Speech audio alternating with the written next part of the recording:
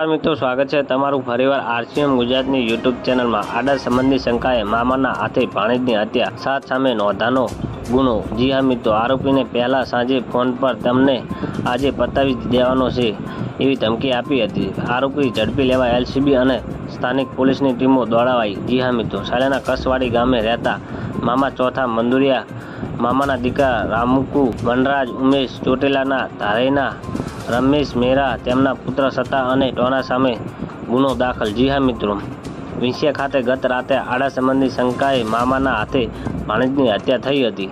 7 આરોપીઓ મળીને 22 વર્ષીય મૃતક મયુર ઉર્ફ મહિલાને ધારિયા કુહાડી શરીરના ઘા ઝીકી ઢીમ ઢાળી દીધું હતું। આરોપીએ પહેલા સાંજે ફોન પર તને આજે પતાવી જ દેવાનો છે એવી ધમકી આપી હતી। આરોપીને ઝડપી લેવા એલસીબી અને સ્થાનિક પોલીસ ટીમો દોડાવવામાં આવી હતી। જી હા મિત્રો, સાયલાના કસવાડી ગામે રહેતા મામા ચોથા મંદુરિયા મામા દીકરા રામકુ વનરાજ ઉમેશ ચોટીલા ધારીના રમેશ મેરા તેમના પુત્ર સત્તા અને ટોના સામે ગુનો દાખલ થયો છે। તો મિત્રો, ન્યૂઝની સતત જાણકારી મેળવવા માટે અમારી ચેનલને લાઇક, શેર અને સબસ્ક્રાઈબ કરી લેજો। ધન્યવાદ। જય હિન્દ।